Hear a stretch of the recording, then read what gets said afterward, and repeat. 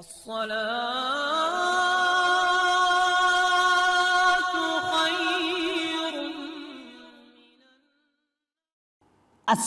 علیکم ورحمۃ اللہ وبرکاتہ۔ پیارے دوستو، آج کی اس ویڈیو میں ہم آپ کو کچھ ایسی غلطیوں کے بارے میں بتانے جا رہے ہیں کہ اگر میاں اور بیوی کے درمیان اگر یہ غلطیاں ہو جائیں جن کی وجہ سے نکاح ٹوٹ جاتا ہے، یاد رہے کہ میاں اور بیوی کا رشتہ بہت مقدس رشتہ ہوتا ہے۔ اگر ان سے کچھ گناہ سرزد ہو جائے تو ان کا نکاح ٹوٹ جاتا ہے۔ ہر شادی شدہ مرد اور عورت کے گناہوں سے اجتناب کرنا چاہیے، اس لیے یہ ویڈیو بہت ہی زیادہ خاص ہے۔ آپ اسے آخر تک ضرور دیکھیں گا اور اپنے دوستوں میں ضرور شیئر کیجیے گا۔ پیارے دوستو، یاد رہے کہ کلمہ پڑھنے کے ساتھ ہی انسان اسلامی شریعت میں داخل ہو جاتا ہے، اور اس کے لیے یہ ضروری ہو جاتا ہے کہ وہ اپنی زندگی اسلامی شریعت کے مطابق گزارے۔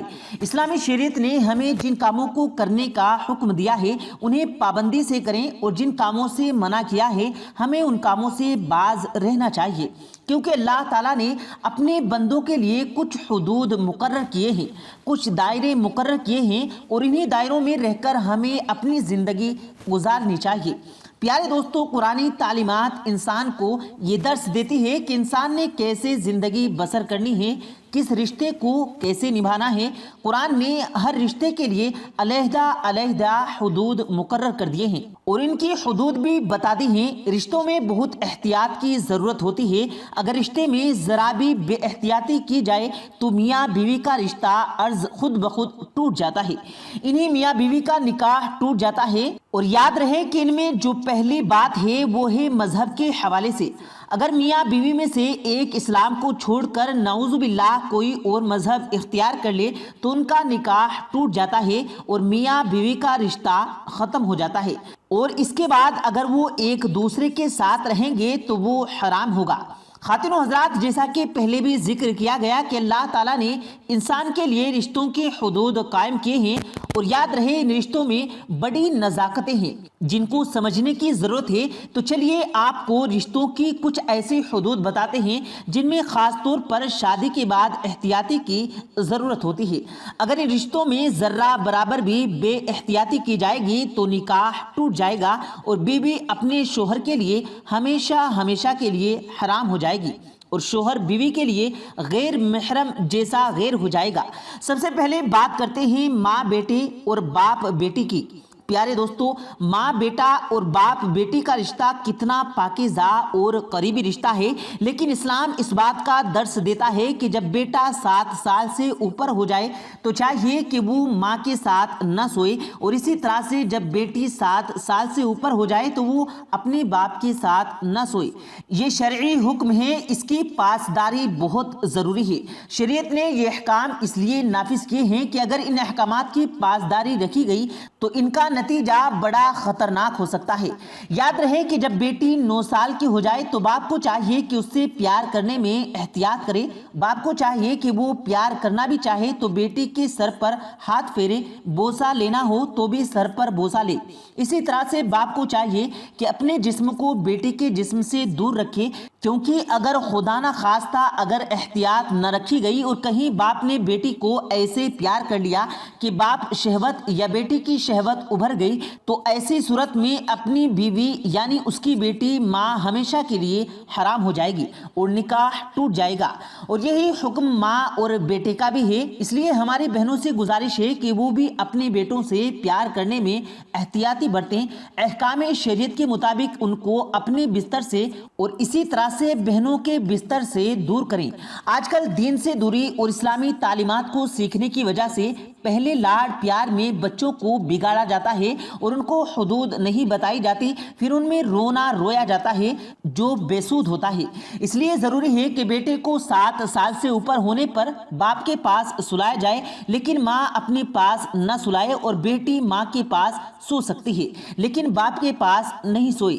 آج کل رشتوں میں پہلے تکلفیاں اختیار کی جاتی ہیں اور ان بے تکلفیوں کو برا نہیں مانا جاتا، اور بعد میں اس حد تک चली जाती हैं कि पहले मौलवियों और मुफ्ती हजरात के पीछे घूमते फिरते हैं कि ऐसी सूरतों में कोई रास्ता निकालें, खुदारा अहकाम ज़िंदगी की शरीयत को सीखें, उसके मुताबिक ज़िंदगी गुजारें ताकि हमारे घरों में कोई ऐसी नौबत न आने पाए।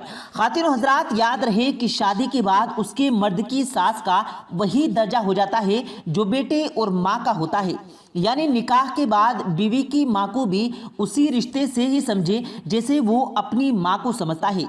इसलिए दामाद को चाहिए कि जो हुदूद शरीयत ने तय किए हैं उन हुदूद की पासदारी करे, क्योंकि निकाह जिस बीवी के साथ होता है उसकी जुजियत के लिए सिर्फ वही हलाल होती है। लिहाजा बाकी सब रिश्तों के साथ बर्ताव में मर्द बड़े एहतियात की ज़रूरत है। कहने का मकसद ये है कि अक्सर औकात दामाद और सास की निज़ामिया फ़र्क नहीं होता, तो ऐसी सूरत में सास दामाद को फासला रखना और एहतियात की ज़रूरत है।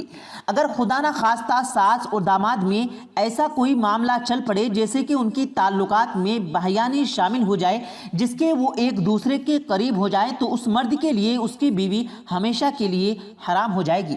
इसी तरह ससुर और बहू का रिश्ता होता है जिसमें एहतियात बरतने की ज़रूरत है। ये सब रिश्ते ऐसे हैं जैसे जो कि है तो मेहनत लेकिन इनकी हुदूद है।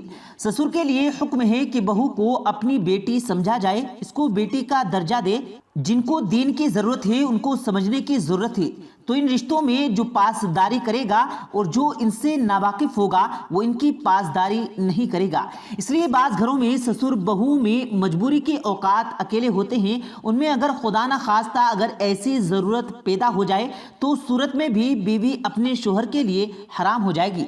इसलिए ज़रूरी है कि इन रिश्तों में बहुत एहतियात की जाए और बेतकल्लुफ़ी से इज्तिनाब किया जाए। याद रहे कि शरीयत ने जो अहकामात शाये किए हैं कि दो मुख्तलिफ जिन्स एक जगह इकट्ठे न रहें, क्योंकि जब वो मुख्तलिफ जिन्स एक जगह इकट्ठे होते हैं तो तीसरा शैतान होता है। शैतान फिर उनके दरमियान वसवसे डालता है, क्योंकि उनका काम ही गुमराही की तरफ ले जाना है। लिहाजा शैतान के चुंगल से बचने के लिए ज़रूरी है कि हम अपने आप को ऐसे हालात व वाक़यात से बचाएं जिनमें शैतान हम पर हावी हो सकता है। अल्लाह से दुआ है कि अल्लाह रब्बुल आलमीन हमें रिश्तों की नज़ाकतों को समझने की तौफीक अता फरमाए और हमें दीन के मुताबिक ज़िंदगी बसर करने की तौफीक अता फरमाए। अल्लाह से दुआ है अल्लाह हमें शैतान के शर से महफूज रखे। याद रहे कि ये बातें आपको इस्लाम की तालीमात के पेश नज़र बताई गई हैं और अक्सर औकात ऐसा होता है कि शैतान के बहकावे की वजह से ऐसी बातों को तंग नजरी कहा जाता है। अगर कोई इनको तंग नजरी कहे तो ये उसका कसूर है। खुदारा इस्लामी शियार और इस्लामी तालीमात को अपनी ज़िंदगी में राइज करें तो बहुत सी परेशानियां खुद ब खुद ख़त्म हो जाएंगी। प्यारे दोस्तों, एक बात याद रखें कि इन गलतियों की वजह से अगर निकाह टूट जाता है तो इसके बाद आपको क्या करना होगा, आपने अपने निकाह की तस्दीक कैसे करनी होगी, इन हवालों से आप किसी मुफ्ती से पूछ लेना है और ज़रूरत पड़ने पर आपने अपने निकाह की तस्दीक लाजमी करवानी है। अगर मियाँ और बीवी इन गलतियों के बाद भी अपना ताल्लुक़ कायम रखे हुए हैं तो उन्हें ये बात समझने की ज़रूरत है कि उनका ये रिश्ता हलाल नहीं बल्कि हराम हो चुका है। तो प्यारे दोस्तों, अल्लाह पाक से दुआ है अल्लाह पाक हम सबको कहने और सुनने से ज़्यादा अमल करने की तौफीक अता फरमाए। आमीन अल्लाहुम्मा आमीन। प्यारे दोस्तों, उम्मीद करते हैं आपको आज की हमारी ये वीडियो ज़रूर पसंद आई होगी। अगर आपको ये वीडियो पसंद आया हो तो इस वीडियो को दिल से लाइक करें और ज़्यादा से ज़्यादा लोगों तक इस वीडियो को सवाब की नीयत से शेयर करें। और इस वीडियो के बारे में आपकी क्या राय है कमेंट सेक्शन में अपनी राय का इजहार ज़रूर दें। और मज़ीद इसी तरह की रोज़ की वीडियो पाने के लिए हमारे चैनल को ज़रूर सब्सक्राइब करें। मिलते हैं फिर एक नई वीडियो के साथ, तब तक के लिए अल्लाह हाफिज़।